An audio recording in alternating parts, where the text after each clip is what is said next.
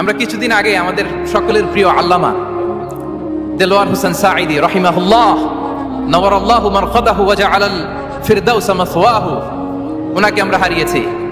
আমি যখন ওনার শোক বার্তা নিয়ে ফেসবুকে স্ট্যাটাস লিখি, কমেন্টে আমি এই আয়াতটা লিখেছিলাম।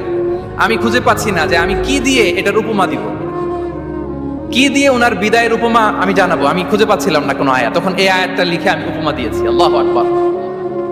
গোটা বিশ্বের মানুষ কেঁদেছে, গোটা বিশ্বের মানুষ গায়েবানা জানাজা পড়েছে, গোটা বিশ্বের মানুষ ওনাকে অশ্রুসিক্ত বিদায় দিয়েছে।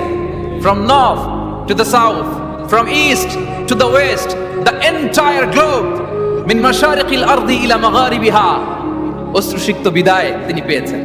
এটাই আল্লাহ তাআলার সন্তুষ্টির একটা জলজ্যান্ত নমুনা। জোরে বলেন ঠিক কিনা? এর চেয়ে জলজ্যান্ত নমুনা আমার জীবদ্দশা আমি দেখিনি। এত মানুষের কান্না, কাবার গিলাফ ধরে কান্না,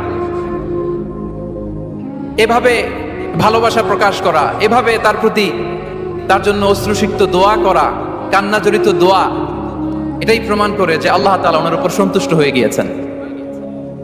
ওনার আর কি চাই? আমাদের আল্লাহর আর কি চাই? আর কিছুর দরকার নাই, ঠিক কি না? এই যে পরম সৌভাগ্য, এরকম বিদায় নিতে পারা, এটা পরম সৌভাগ্য। আমরা আল্লাহর জন্য দোয়া করি, আল্লাহ তাআলা সারা জীবন তিনি যেমনি কোরআনের বার্তাকে গোটা বিশ্বব্যাপী পৌঁছে দিয়েছেন, তার কবরটাকে আল্লাহ তাআলা কোরআনের নূর দিয়ে আলোকিত করে দেখ। কোরআনকে আল্লাহ তাআলা তার কবরের সাথী বানাক। কোরআনকে আল্লাহ তাআলা তার কিয়ামতের দিন, in the day of judgement, তার পক্ষে শাহাদাতকারী হিসেবে কবুল করুন। সম্মানিত ভাই এবং বোনেরা, আল্লাহ তাআলার সন্তুষ্টি পরিপূর্ণ রিজিক, এটা হচ্ছে পরিপূর্ণ, দ্য কমপ্লিট রিস্ক। তাহলে আমরা যেটা ভাবি অর্থ, আমরা যেটা ভাবি সম্পদ, এটা রিজিকের সর্বনিম্ন স্তর। সর্বোচ্চ স্তর হচ্ছে fitness, physical and mental fitness. সর্বোত্তম স্তর হচ্ছে পুণ্যবান স্ত্রী, নেককার সন্তান। আর পরিপূর্ণ স্তর হচ্ছে আল্লাহ তাআলার সন্তুষ্টি। হাদিসে সবরকে বলা হয়েছে সবচেয়ে প্রশস্ত স্তর। as-sabr, পেশেন্স, ধৈর্য। রাসূলুল্লাহ সাল্লাল্লাহু আলাইহি ওয়াসাল্লাম বলেছেন, মা রুজিকা আবদুন খায়রান লাহু ওয়ালা আওসা মিন আস-sabr।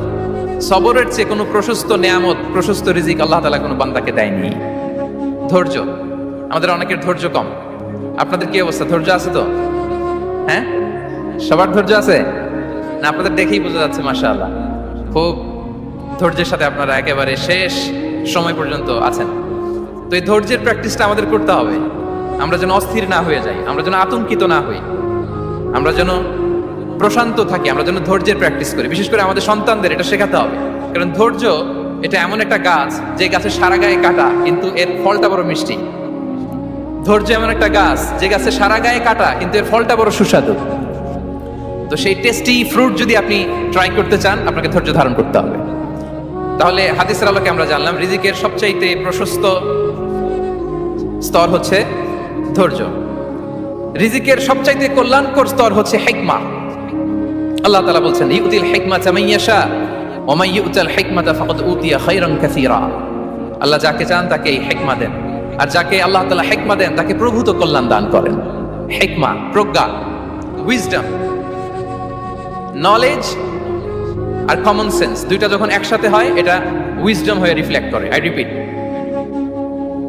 জ্ঞান এবং আকল, নলেজ আর কমন সেন্স, দুইটা যখন একসাথে হয় ওটা হয়ে যায় উইজডম বা প্রজ্ঞা। কখন কোথায় বলতে হয়, কেমন ভাবে বলতে হয়, কি করে বলতে হয়, কখন কি করতে হয়, কতটুকু করতে হয়, কোথায় যে থামতে হয়, এটা জানার নাম হচ্ছে হিকমা। আর হিকমা হচ্ছে সবচাইতে কল্যাণকর রিস্ক। সম্মানিত সুধী, এটা হচ্ছে আমার introductory discussion. The concept of রিস্কের ব্যাপারে এখন মোটামুটি আমাদের একটা আইডিয়া ক্লিয়ার হয়েছে না?